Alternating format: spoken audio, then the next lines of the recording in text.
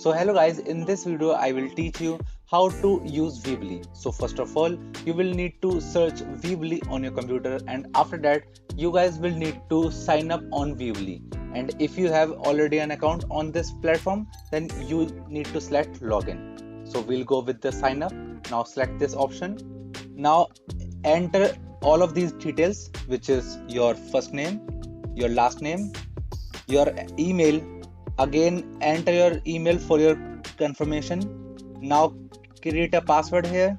Now select your locality, wherever you live. You just need to select from this list right here. So guys, after selecting your locality, you just need to select on this option right here, and now scroll down and select on continue option. So that's how you guys can use Weebly to create a website right here. So that's it for this video guys. If you find this video helpful, then make sure to subscribe to our channel and share this video with your friends and family. And thanks for watching.